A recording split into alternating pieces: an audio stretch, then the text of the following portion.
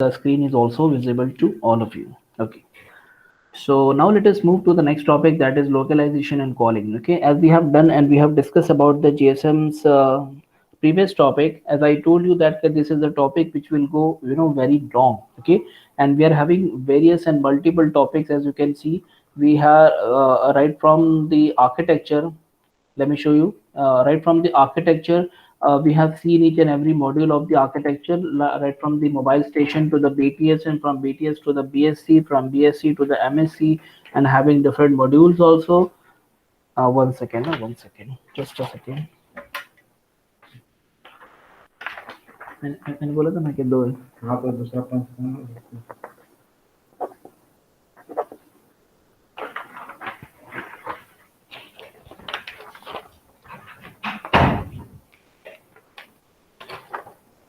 Okay, so right from the GSM architecture, we have gone through all the modules of the architecture.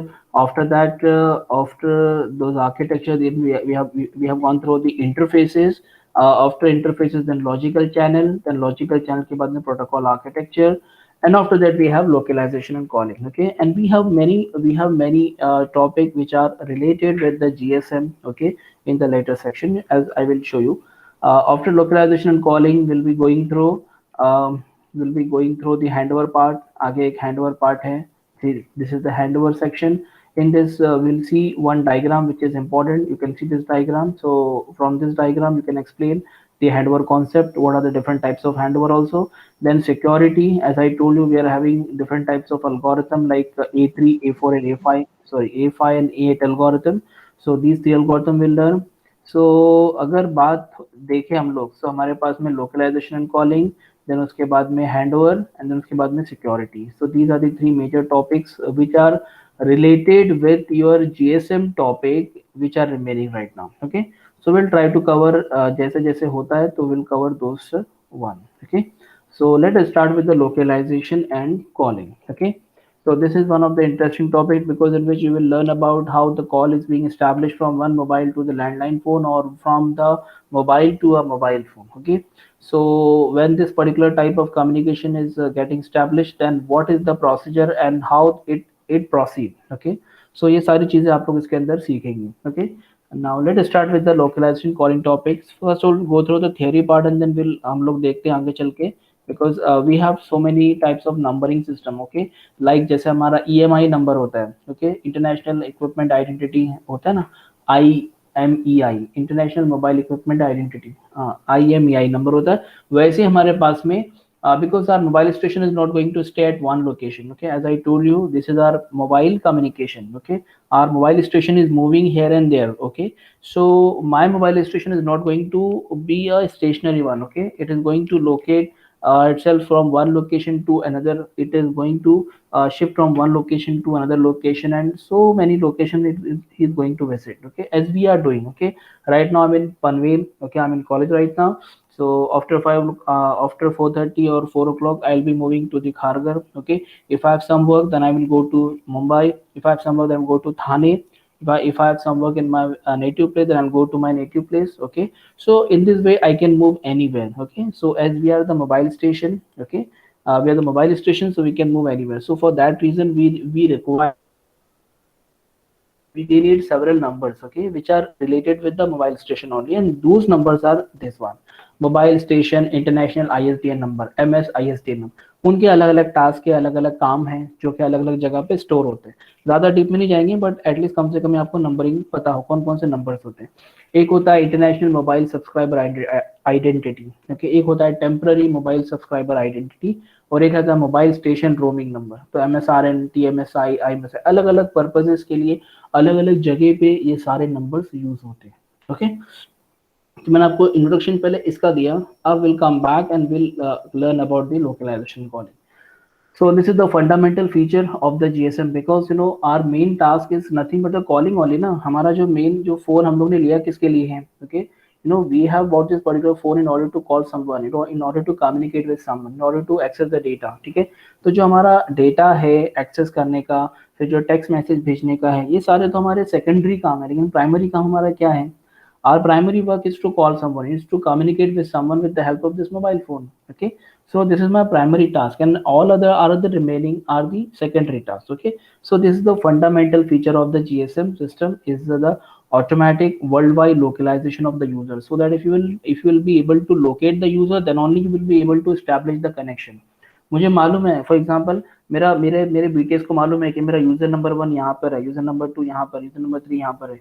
So my BTS will be able to establish a call between this mobile number 1 and 2. Okay, उसको जब पता है तभी कर पाएगा. ठीक है, तो लोकेलाइजेशन कहाँ लोकेट कर रहा है, where my user is getting located right now, so that particular thing is to be known by the BTS, BSC and MSC respectively. ठीक है, तो सबको पता होना चाहिए मेरा यूजर कहाँ घूम रहा है. अब अगर नहीं पता तो मतलब लॉस्ट हो गया, लॉस्ट हो गया मतलब you can not establish a call. ठीक है, जैसा होता है ना कभी कभी हम लोग आउट ऑफ नेटवर्क चले जाते हैं तो कॉल लगता है हम लोग को, नहीं लगता है कॉल. भाई आपको कब से कॉल लगा रहा था, आपको कॉल ही नहीं लग रहा था. Why this happens? Because you are not in the network and you are not in the you are not in contact with the BTS. जब BTS के कांटेक्ट में नहीं था तो BTS will not able to send the information to the BSC and will not able to send to the information to the MSC. Okay, in that particular manner our call will not get established. Okay, so जो localization है, our higher authority must be able to locate us. Okay, if they will be able to locate us, then only the connection or the call can be established between the two parties. Okay, तो समझ में आ रहा है, मैं भाई तुम ज्यादा speed में जा रहा हूँ, मुझे बताओ आप लोग समझ में आ रहा है आप लोग को. मुझे मुझे ऐसा लगा कि शायद मैं कुछ ज्यादा स्पीड में जा रहा हूँ, इसलिए मैं आपको पूछ रहा हूँ. स्पीड में जा रहा हूँ ज्यादा. ओके, थोड़ा स्पीड कम कर. ओके, समझ में आ रहा है, लेकिन क्योंकि मुझे लगता है कि ये सारी एकदम कॉमन चीज़ें हैं जो हमारे साथ में डेली होती है, इसके लिए मैं थोड़ा सा स्पीड में जा रहा हूँ, बिकॉज टॉपिक हमारे पास में काफ़ी ज़्यादा है. बाकी लोग पता नहीं क्या कर रहे हैं. At least you must reply. ठीक है, जो जो जो मैं पूछूँ एटलीस्ट तो बताओ कि हाँ समझ आए, नहीं समझा, या speed slow, sir speed slow करो, या ठीक है. ठीक है सर. ठीक है, अभी श्रुति बोल रही है और कोई नहीं बोल रहा है. ठीक है, चलो ठीक है, कोई बात नहीं.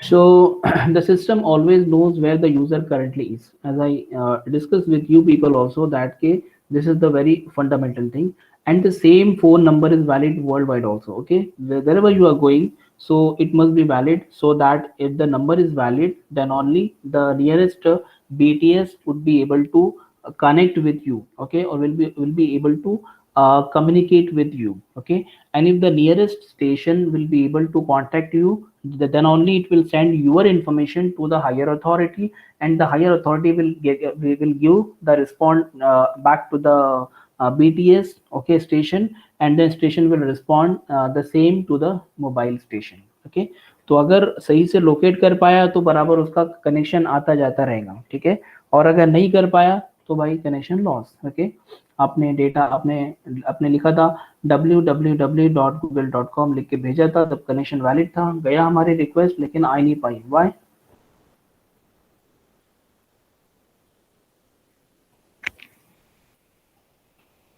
ओके,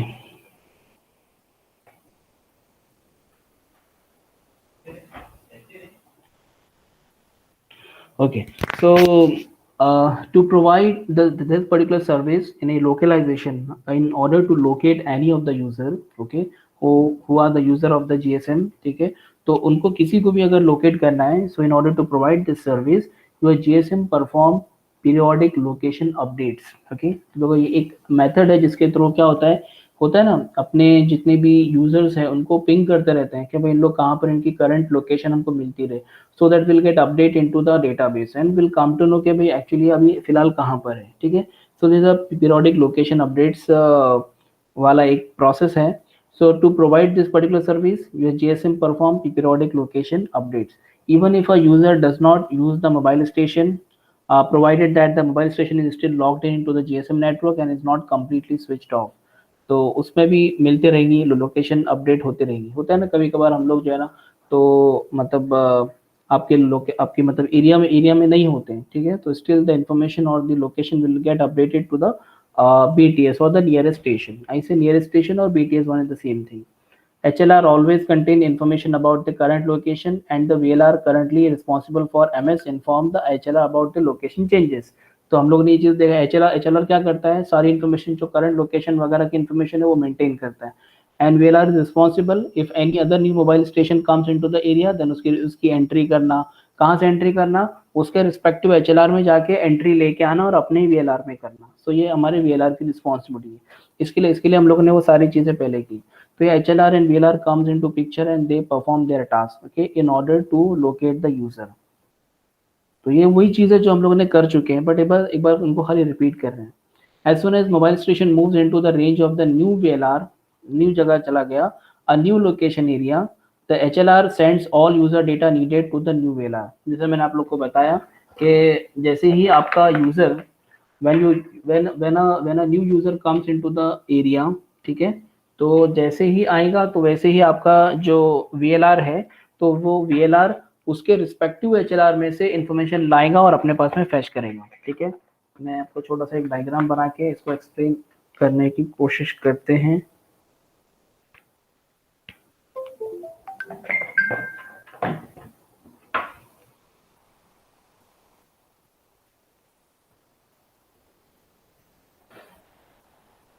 ये हमारा एक सेल है, सेल नंबर 1, ये हमारा सेल नंबर 2 है और दूर है हमारा है सेल नंबर 4. ओके, तो फॉर एग्जांपल मेरा जो मोबाइल था, मोबाइल स्टेशन, तो ये मूव होते होते होते ये पहुंच गया दूसरे सेल में. ठीक है, now the mobile station is in cell number 4. Okay, अब ये जो सेल नंबर 4 है तो यहाँ का भी एक एचएलआर होगा, इस तरफ भी कोई ना कोई एक एचएलआर मेंटेन होगा.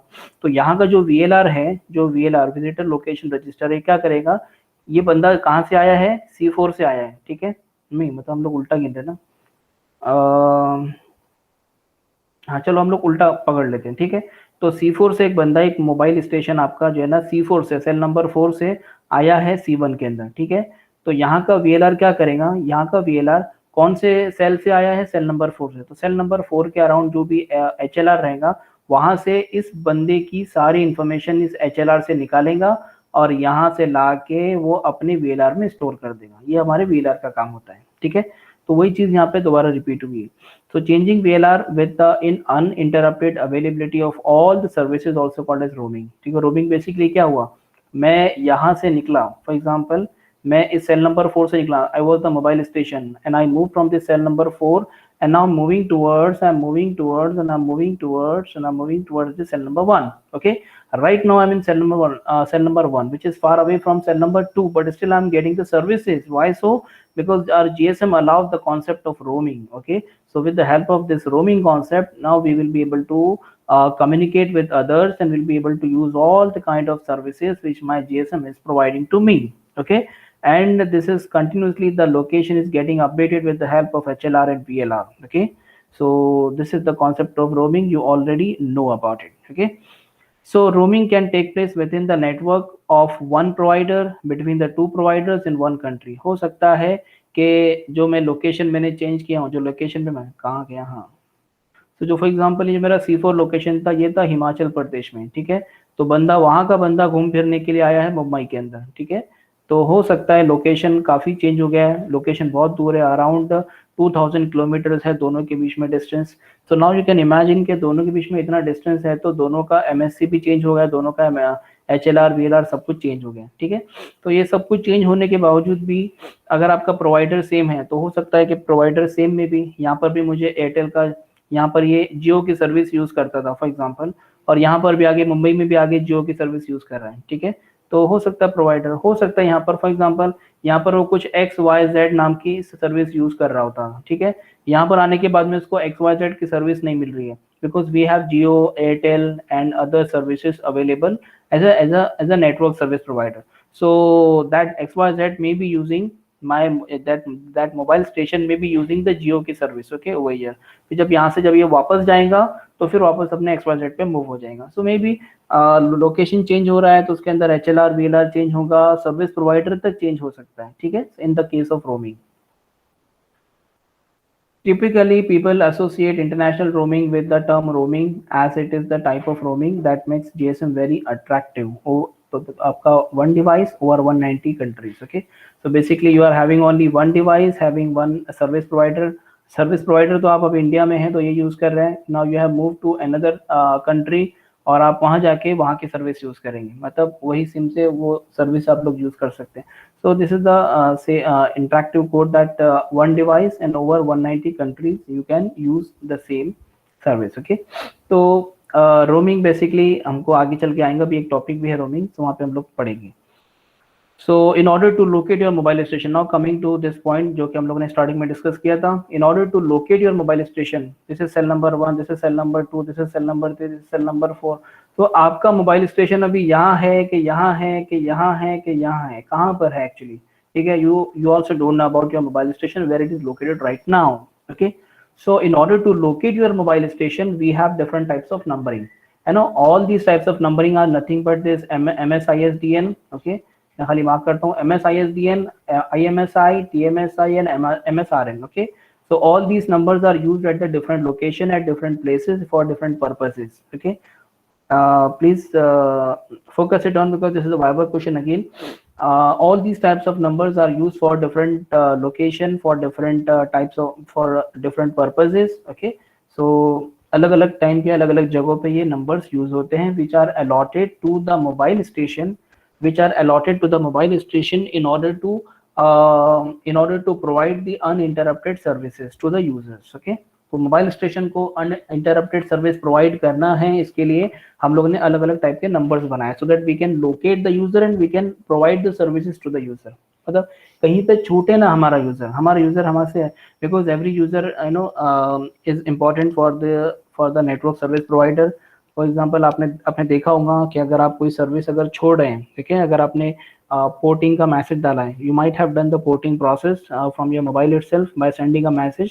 जस्ट पोर्ट करके लिखना होता है और आपको कुछ उसको 1901 ऐसा कुछ तो नंबर है, I don't know exactly about that number, but if you will send the message, port message to the number, then you will get a call, sir आप क्यों छोड़ रहे हैं, या we can provide you better service. Okay, if you want then we can give you a tariff or we can recharge, 1 महीने का recharge आपको free में करके देते हैं.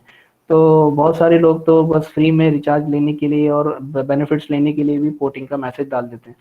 And if you are not happy with the service what they are providing right now, so you can port to another, जिसमें भी आपको पोर्ट होना है तो उसमें आप पोर्ट हो सकते हैं. So ये सर्विसेज की मतलब पोर्टिंग की फैसिलिटी भी हमारे पास में अवेलेबल है अभी. ओके, सो चलो देखते हैं इन सारे नंबर्स का यूज क्या है. अलग अलग मैंने शॉर्ट में लिखा हूँ, जितना मुझसे मुझे इन्फॉर्मेशन मिली है मैंने लिखा हूँ. You can get this information from any other source also like internet and from the books you can get it. Okay, so one is the MS-ISDN number. Okay, so your mobile station international ISDN number, so this is a combination of ISDN number का mobile station. The only important number for the user of GSM is the mobile number, is your phone number basically. Remember that the phone number is not associated with a certain device but with the SIM. As you also know that कि जब SIM insert करेंगे then only you will be able to call someone, you will be able to communicate with someone, you will be able to use the data services from that SIM. Okay, अगर SIM card नहीं तो कुछ नहीं है, ठीक है, आप कुछ कम्युनिकेट किसी से नहीं कर पाएंगे. ठीक है, सो जो आपका MSISDN नंबर होता है, your MSISDN number follows the ITU-T standard E.164. ये एक स्टैंडर्ड है जिसके अंदर जिसकी वजह से आपके जो एड्रेसेस हैं, ओके, तो उसको मेंटेन करने के लिए ये स्टैंडर्ड यूज करते हैं. ठीक है, मतलब आपका जो MSISDN नंबर होता है तो ये स्टैंडर्ड फॉलो करते हैं. स्टैंडर्ड के बारे में लोग ज़्यादा नहीं पढ़ना, बट स्टैंडर्ड था, मैंने लिख दिया. It is also used in the fixed ISDN network. आपका MSISDN नंबर को फिक्स्ड ISDN नेटवर्क में भी यूज होता है. आपके नेटवर्किंग के अंदर एक छोटा सा जिसको हम लोग बोलते हैं, जैसे हमारे पब्लिक नेटवर्क्स है वैसे हमारे फिक्स्ड ISDN नेटवर्क भी होते हैं फॉर पर्सनल यूजर, जो कि जैसे कंपनी के अंदर होता है. जैसे एग्जांपल आपको छोटी सी एग्जांपल दूंगा कि IBM ने, जैसे फॉर एग्जांपल IBM कंपनी है तो उसने STP जो केबल है आपका, STP केबल जो उसने निकाली थी, you know, initially it was only the shielded twisted pair cable. Initially it was only twisted pair cable, but later on IBM को ऐसा लगा कि नहीं, मुझे थोड़ी सी शील्ड चाहिए अपने केबल से, मुझे शील्ड चाहिए. As you all know we have done in the transmission media and the computer network 5th semester. Okay, so IBM thought that कि अगर मैं ये केबल्स पे थोड़ी शील्ड लगाता हूँ तो इससे मुझे फायदा होगा। तो this was the propriety which was done by the IBM only. बाद में इसको फिर बहुत से लोगों ने इम्प्लीमेंट भी किया है। तो शील्डेड ट्विस्टेड पेयर और अनशील्डेड का कॉन्सेप्ट वहां से आया, वरना earlier it was only twisted pair की। तो वैसे कोई कोई चीजें कंपनी खुद अपनी तरफ से लाती है, ठीक है। सो ऐसे ही चीज कहीं कहीं पर होती है, कहीं कहीं पर कोई कंपनी के अंदर फिक्स नेटवर्क, कहीं पर पब्लिक नेटवर्क, तो it is common for all. But कहीं फिक्स नेटवर्क होता है which is for the specific companies only, for the specific industries only, ठीक है। इसमें कुछ इसका कॉम्बिनेशन है जो मैंने यहाँ मेंशन किया हूँ। This number consist of the country code CC, example जैसे +49, okay, something like that, with 49 for the Germany के लिए है, जैसे हमारे 91 है इंडिया के लिए, as you all know. The national destination code NDC, देखो combination, your ISDN number, MS ISDN number is the combination of CC plus NDC plus SN, okay.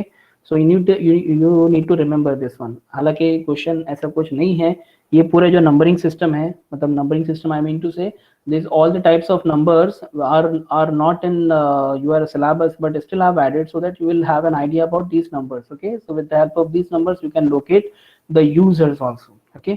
So this is a combination of a CC, that is country code, NDC that is national destination code, plus उसके बाद में subscriber number, ठीक है। तो CC plus NDC plus SN, तो total आपका मिला के ये बन जाएगा आपका MS ISDN नंबर। तो ये एक MS ISDN नंबर ऐसा होता है। उसके बाद में we have one more number that is IMSI number, जिसको हम लोग बोलते हैं international mobile subscriber identity, IMSI number, okay. Your GSM uses this particular IMSI number for internal unique identification of a subscriber. This is a unique identification of any user, of any subscriber who is using the GSM services, okay.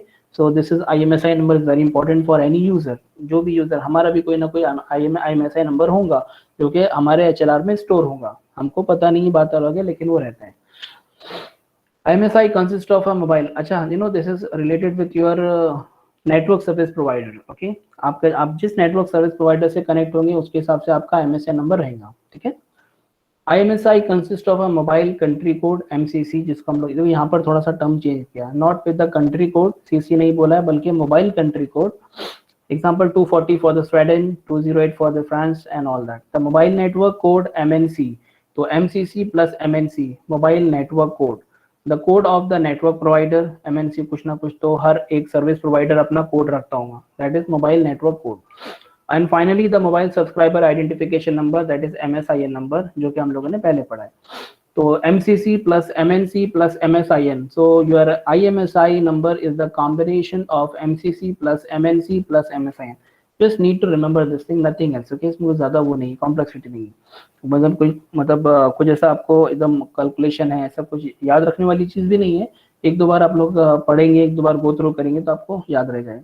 Maybe it may be a viva question but not asked as a separate question, as a theory question in examination, like भाई सारे जो अलग अलग types के numbering है in order in the concept of localization and calling, in the concept of localization and calling we have different types of numbers, so please explain all the types of number with the example। तो ऐसा कुछ exam में question नहीं आता है, बल्कि viva question में what is IMSI number, how it consist of, it consists of MCC, that is mobile country code, plus MS, that mobile network code, and then MSIN number, that is mobile subscriber identification number। So it's a combination of these three numbers, done। So it was the second number, IMSI number। Coming to the third one, that is TMSI, okay। So TMSI is nothing but the temporary mobile subscriber identity। as I told you कि भाई हम लोग जो है ना, अपने users जो है तो वो जाते हैं दूसरी जगह पर, दूसरे लोकेशन पे जाते हैं, ठीक है। तो वहां जब जाते हैं तो एक टेम्पररी नंबर आपको अलॉट होता है। क्यों अलॉट होता है? बिकॉज आप टेम्पररी यहाँ पर है, you are not in the home location, you are in the foreign location right now. And how will come to know I am in the foreign location or in the home location? Because you are staying somewhere, you are staying for long, ठीक है। आप 10 साल से एक जगह पे रह रहे हो, 5 साल से एक जगह पे रह रहे हो, ठीक है। तो वहां पर आपका नंबर, आपका जो एजेंट होता है वो नंबर को रजिस्टर करता है, वो एक अलग प्रोसेस है, हम लोग आगे चल के बारे में वो भी पढ़ेंगे। टेम्पररी के बारे में आते हैं। To hide the IMSI number, which would give away the exact identity of the user signaling over the air interface, GSM uses this 4-byte TMSI number for local subscriber identification। आप किसी location पे गए, ऐसी जगह पर गए जहाँ पर जो आपकी लोकेशन नहीं है, तो सर्विस प्रोवाइडर आपको एक नंबर प्रोवाइड करती है, that is TMSI number, and that in order to hide the IMSI number, actually IMSI number is most important identity of any user, of any subscriber. So in order to hide that particular number, we can provide the temporary number. ठीक है, so ये temporary number provide करते हैं, so that भाई temporary लेके use कर, 2 दिन के लिए रहने वाला है, तो temporary number use करो और निकलो यहाँ से, ठीक है। तो उनकी फिर जो एक्चुअल आइडेंटिटी है, मतलब एक्चुअल जो उनका जिसको बोलेंगे IMSI नंबर है, वो भी हाइड रहती है फ्रॉम अननोन यूजर्स के।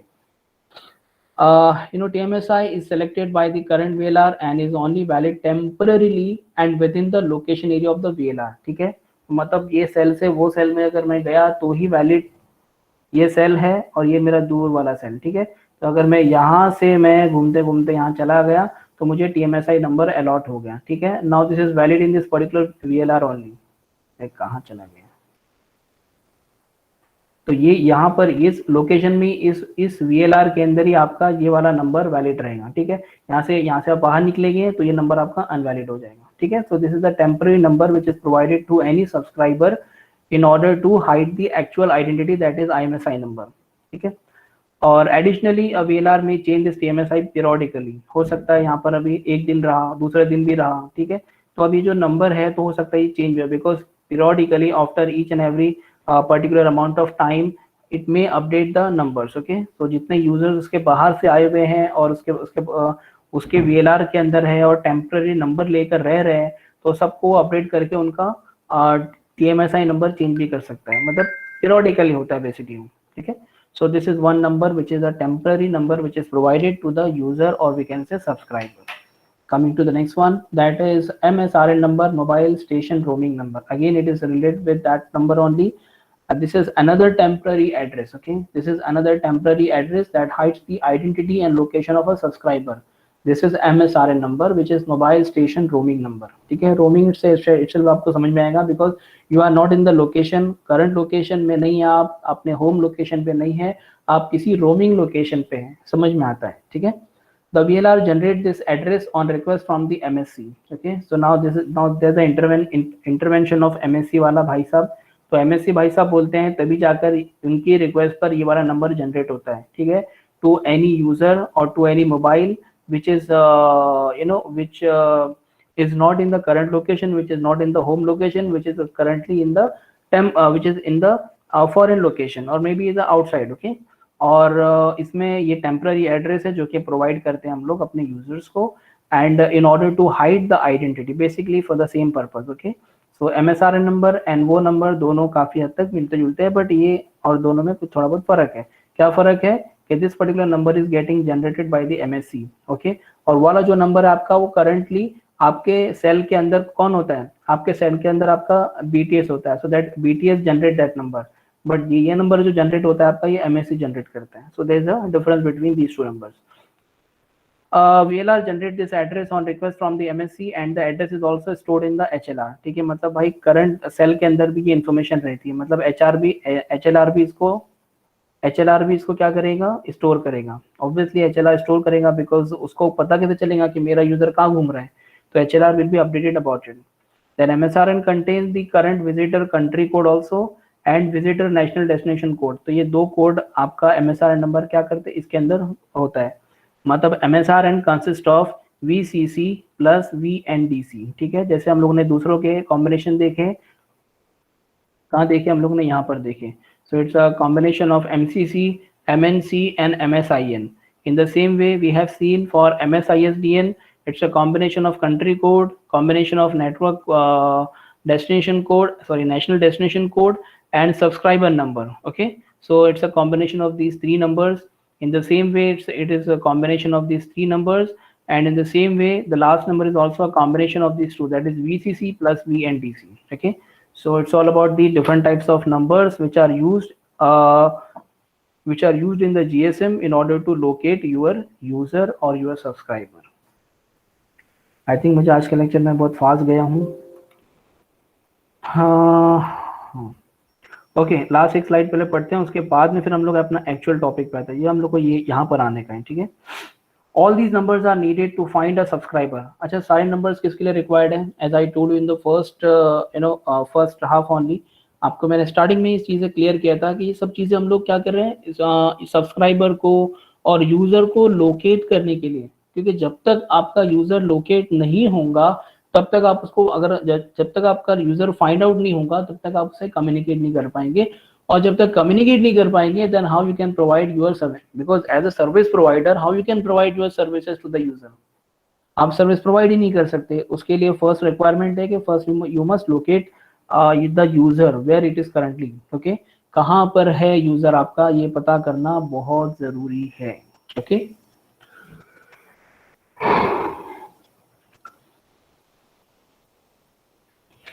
एक सेकेंड ना।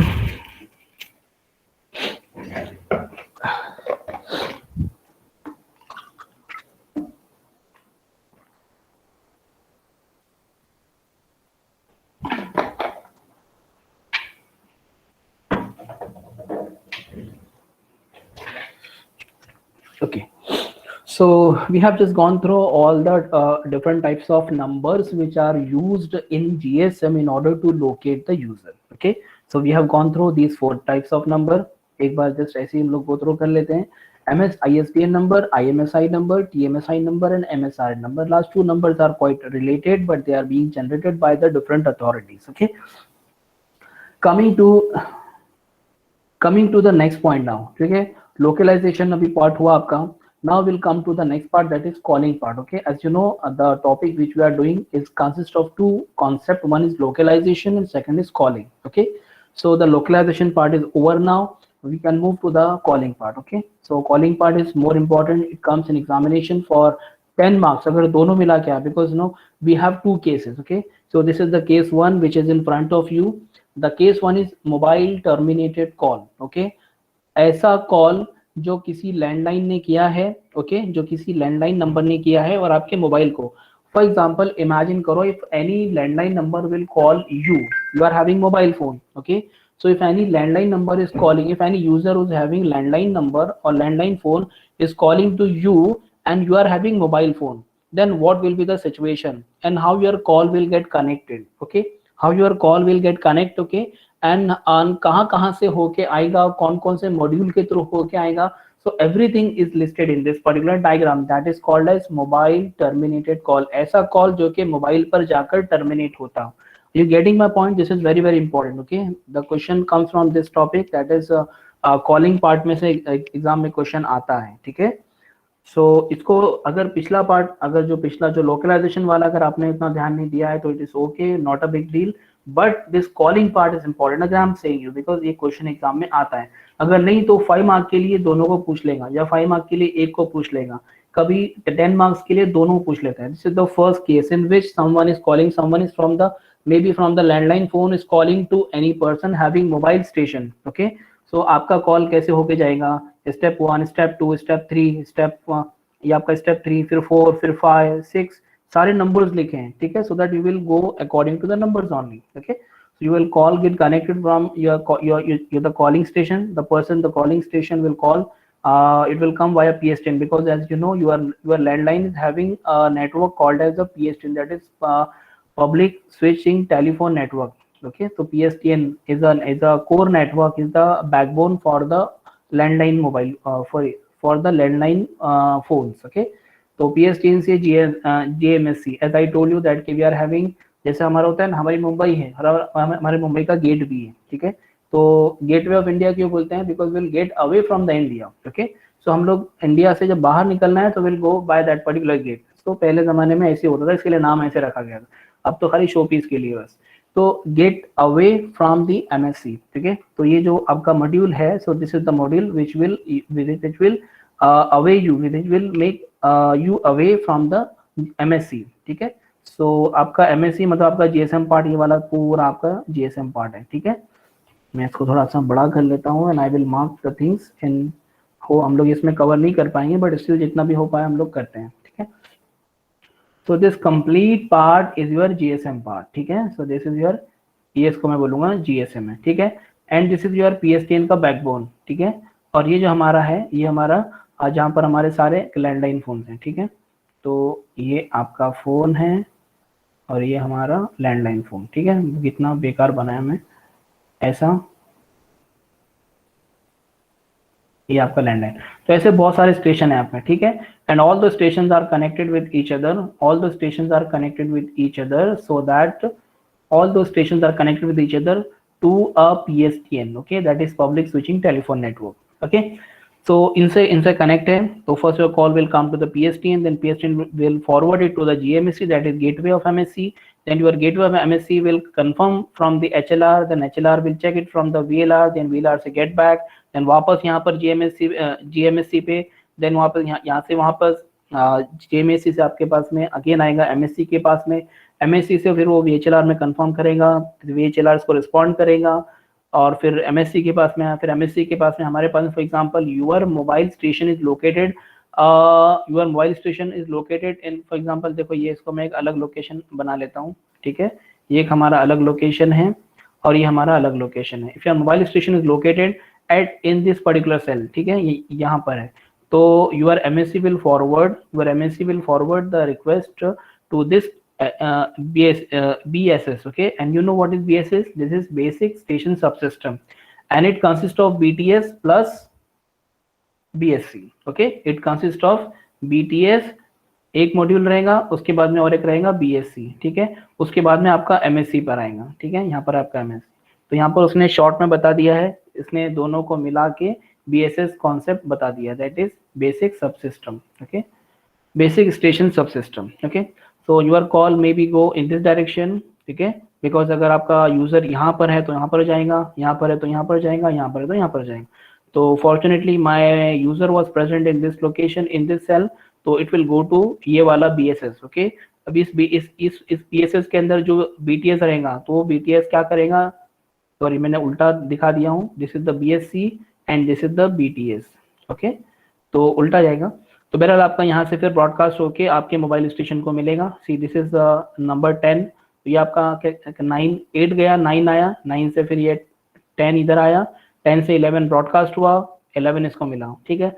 मिलने के बाद में अब ये क्या करेगा, रिस्पॉन्ड करेगा। तो रिस्पॉन्ड करने के लिए नंबर 12, फिर ये आपका 13, फिर ये 14 के बाद में आपका यहाँ से कंफर्म हो गया, MSC कंफर्म करेगा, 14 के बाद में अगेन यहाँ से आपका कॉल डिस्कनेक्ट होगा, मतलब कॉल डिस्कनेक्ट मतलब कॉल आपका कंटिन्यू होगा, एस्टैब्लिश होगा, और उसके बाद में फिर कम्युनिकेट करें।